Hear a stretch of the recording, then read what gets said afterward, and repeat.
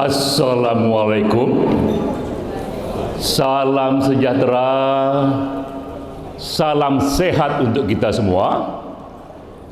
Ladies and gentlemen, para senior, pimpinan Pemda, dan sahabat-sahabat sekalian. Saya mulai dengan data bahwa segera datang era baru dengan konsekuensi yang besar sekali, sebuah megatrend. Perubahan sedang terjadi dan terus terjadi, dan puncaknya nanti akan terjadi di tahun 2050, itu 30 tahun dari sekarang. Tak pernah terjadi sebelumnya, pusat ekonomi dunia berpindah dari dunia barat ke Asia. Saat itu, negara terkuat ekonomi nomor 1 bukan lagi Amerika Serikat, tapi Cina.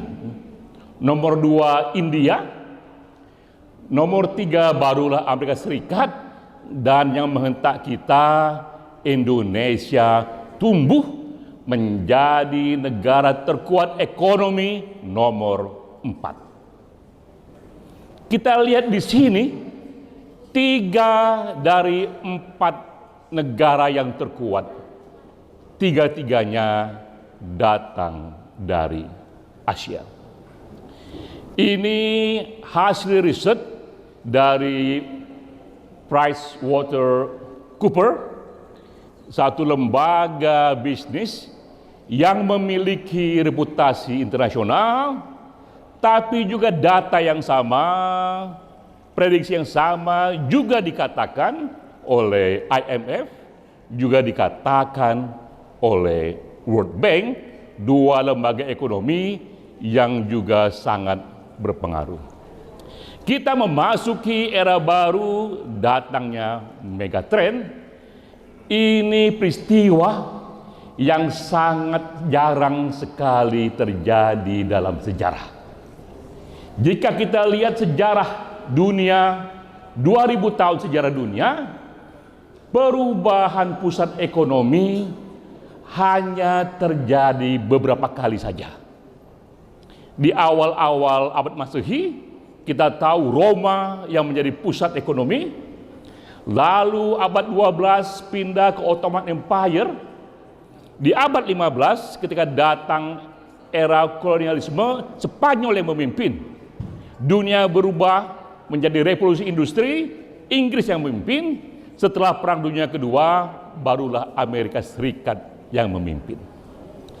Tapi pelan-pelan kini kita melihat dominasi dunia barat yang terjadi sejak abad 15. Itu berarti 600 tahun lalu pelan-pelan lepas dari sana dan ia datang ke Asia. Dan Asia ini 3 suku gurunya, Cina, India, dan Indonesia.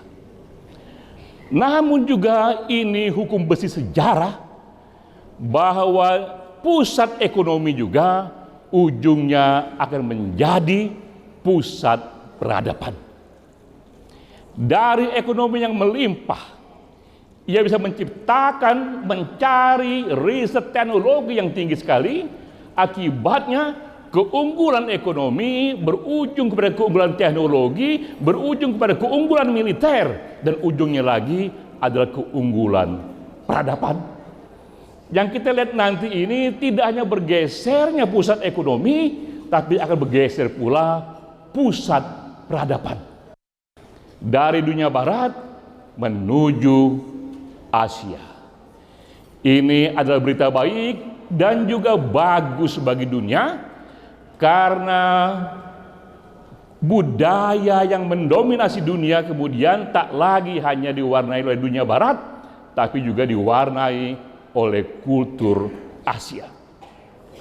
Karena negara yang kuat secara ekonomi juga akan mengembangkan identitas kulturnya sendiri.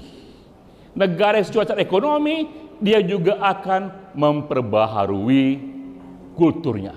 Karena itu, kita tidak hanya menyambut terjadi pergeseran ekonomi dunia, tapi juga akan terjadi pergeseran budaya dunia, pergeseran peradaban dunia. Karena itulah yang paling strategis acara kita malam ini, program kita malam ini, Minangkabau International Literacy, juga harus kita tangkap dan kita arahkan dalam kerangka besar itu, kerangka berubahnya pusat budaya dan pusat peradaban. Nah, Minangkabau, kultur Minangkabau punya potensi di pasar global karena memang ia kaya dengan potensi. Satu saja contohnya, ini ada riset yang dibuat oleh CNN. Di tahun 2017, CNN adalah lembaga TV swasta pertama yang 24 jam hanya berita saja. Tak pernah terjadi sebelumnya di dunia ini. CNN lah yang memulai 24 jam hanya isinya berita saja. Karena itu CNN memiliki tempat yang khusus dalam sejarah jurnalisme. Di tahun 2017, CNN membuat riset dengan audiens internasional. Ia ingin mengetahui dari list 50 makanan favorit dunia, yang manakah yang paling populer, dan kita bisa lihat nanti di Google hasilnya itu. Diuji di sana makanan sushi, ramen dari Jepang, juga ada pizza dari Italia, tom yum dari Thailand, hamburger steak dari Amerika, coklat dari Eropa. Hasilnya menyentak kita. Makanan nomor 1 favorit dunia di tahun 2017 yang dipilih adalah rendang. Jadi kita tepuk tangan ini, kita apresiasi betapa hebatnya nenek moyang kita, leluhur kita, terutama dari Sumatera Barat, karena berhasil menciptakan makanan yang oleh CNN di tahun 2017 dianggap nomor 1 favorit di dunia. Tepuk tangan buat leluhur kita. Saya pelajari rendang ini, rendang ternyata memang sejak abad ke-16 sudah dikenal. Para pelayar, mereka yang merantau ke banyak pulau-pulau, acap kali membawa rendang sebagai bekalnya, karena rendang ini ternyata tahan lama. Jadi begitu hebatnya nenek moyang kita membuat seni masakan di era itu. Memang kemudian CNN di tahun 2021 membuat survei yang sama, rendang tidak lagi nomor 1, tapi tetaplah rendang masuk top 11. Jadi rendang pun ini karya dari nenek moyang di Minangkabau, itu masuk dalam jajaran top dunia. Karena itulah kita menyatakan kultur dari Minangkabau punya potensi jika dia akan diangkat ke level dunia, apalagi Minangkabau ada di Indonesia, apalagi Indonesia akan menjadi negara 4 terkuat di dunia secara ekonomi.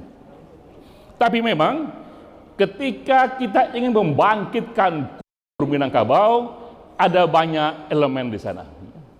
Elemen pertama itu kuliner. Jadi kuliner ini tidak hanya makanan, ini seni memasak, di mana di dalamnya itu ada seni meracik bumbu, seni presentasi, ini bagian dari seni juga. Nah, dalam kuliner Minangkabau, rendang salah satu saja, ya. Juga di sana ada art, ada tradisi menari seperti tari piring dan lain sebagainya. Juga ada arsitektur, rumah gadang yang khas dari Padang. Juga ada literatur seperti pantun yang juga khas. Namun sekali lagi, produk di era ini untuk survive, ia harus diangkat juga pada level mindset masa kini.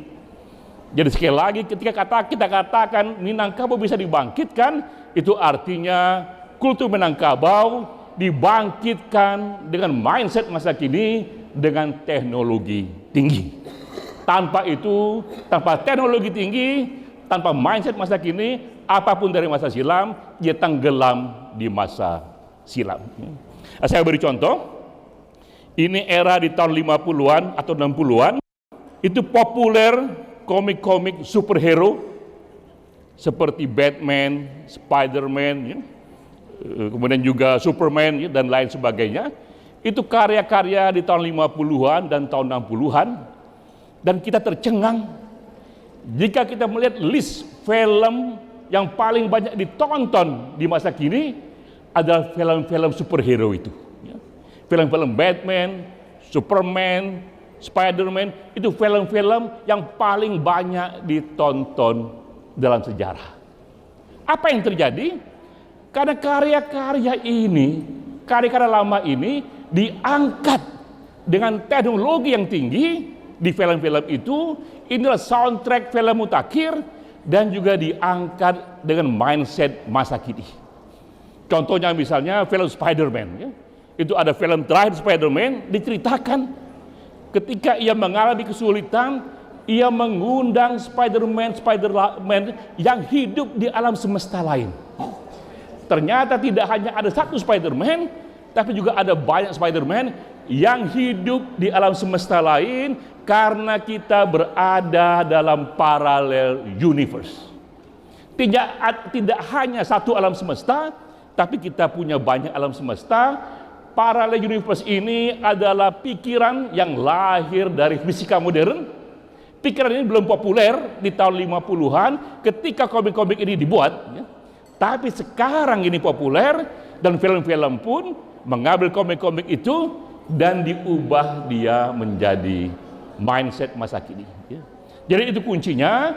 Secara produk, kultur Minangkabau hanya bisa survive jika ia dihidupkan kembali dengan teknologi tinggi dan mindset masa kini. Tapi itu baru dari sisi produk. Lalu bagaimana dengan marketing?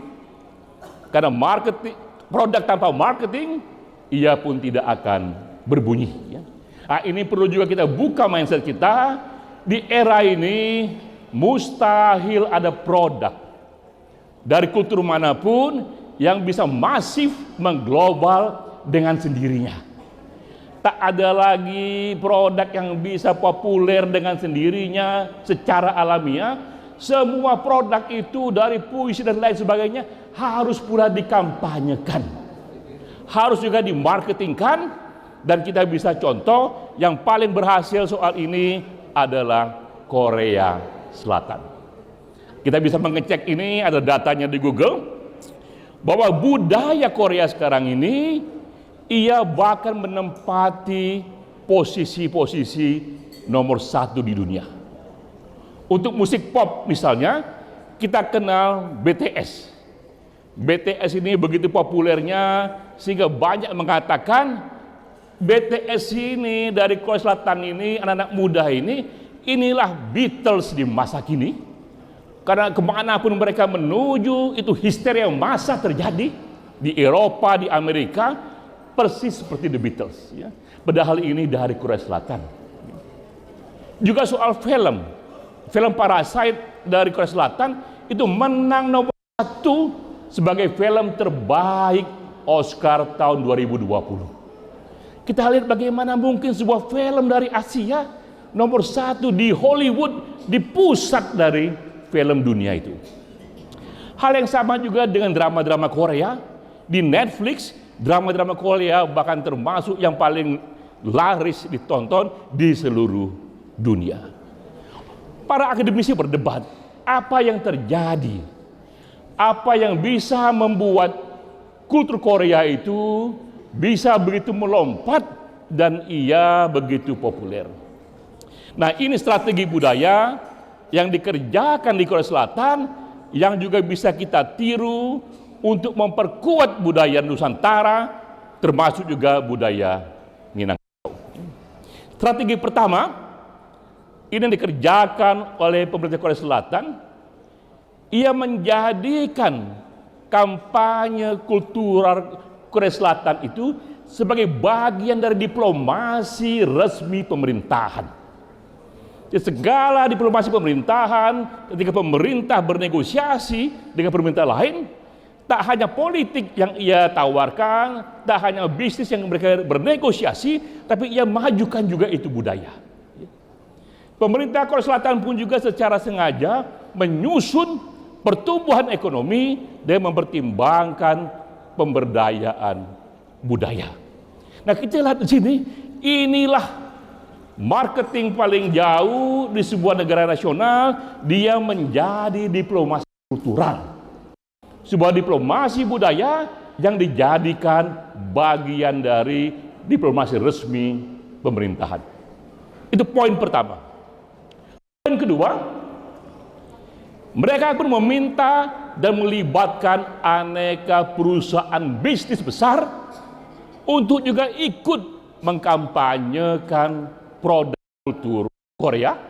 Maka terjadilah itu Hyundai, Samsung, mereka pun ikut mengkampanyekan kultur Korea, musik Korea, film Korea, drama Korea, karena mereka diberi pengertian bahwa semakin populer budaya Korea, spillover effect akan memberikan externalities, membuat orang juga pelan-pelan menyukai produk industri Korea Selatan. Jadi kita lihat kampanye budaya akan memberikan efek pada orang menyukai tradisi industri di sana. Itu yang kedua. Yang pertama tadi adalah diplomasi budaya sebagai bagian dari diplomasi kenegaraan. Yang kedua, melibatkan korporasi besar. Yang ketiga, nah ini yang paling penting ya, terutama didengar oleh teman-teman di pemerintahan, komitmen pemerintah kepada budaya itu diwujudkan dengan alokasi anggaran.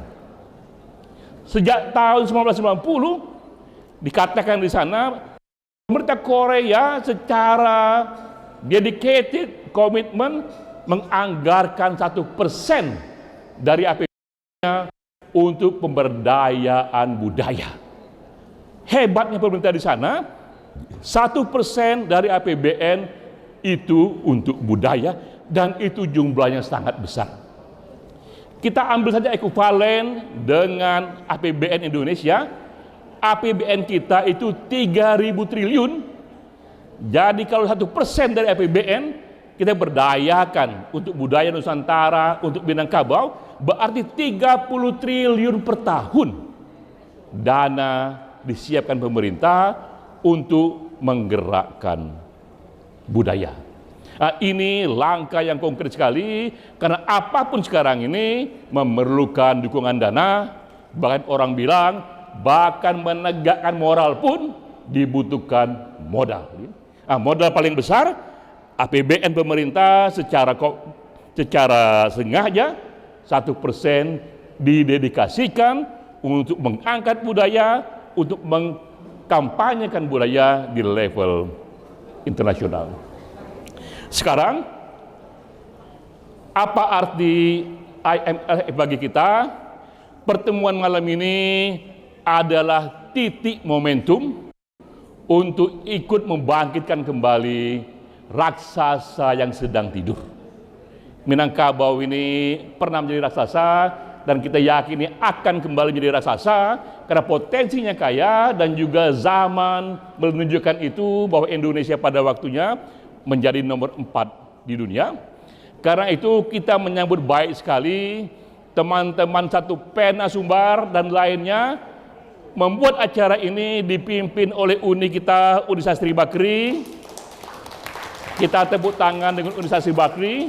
Ini Uni ini saya mendengar sejak awal ketika membuat ini betapa banyak tantangannya, betapa banyak kendalanya, dan terasa ia seorang entrepreneur dengan segala kendala yang ada, jadi juga itu barang gitu ya. Tepuk tangan buat Uni Sastri. Ya. Ini langkah awal yang baik, tapi sekali lagi langkah awal ini dia menjadi strategis jika diarahkan kepada datangnya era baru. Dari segi produk tadi, itu adalah produk yang dihidupkan kembali dengan teknologi tinggi, dihidupkan kembali dengan mindset masa kini. Secara marketing, ia diolah diplomasi budaya sebagai bagian dari diplomasi nasional, dan Pemda ataupun pemerintah pusat ikut membiayainya. Langkah apa yang bisa kita kerjakan untuk ini, menuju yang besar tadi, grand naratif besar tadi, ada langkah yang sederhana tapi sangat esensial. Dimulai dengan pemerintah memberikan 1% dari APBD-nya dan APBN-nya untuk budaya. Ya. Misalnya dimulai dengan pemerintah di Sumatera Barat. Saya baca di Google, APBD pemerintah Sumatera Barat ini 6 triliun. Mengikuti Korea Selatan, 1% saja dari sini berarti 60 miliar setiap tahun. Jika Pemda Sumatera Barat mendedikasikan untuk membangkitkan kembali Minangkabau, itu sangat berarti. Hal yang sama di tingkat nasional.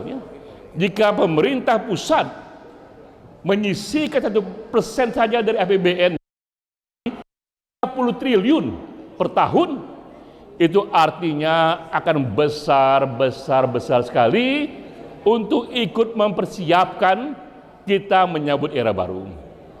Jadi inilah langkah yang proaktif.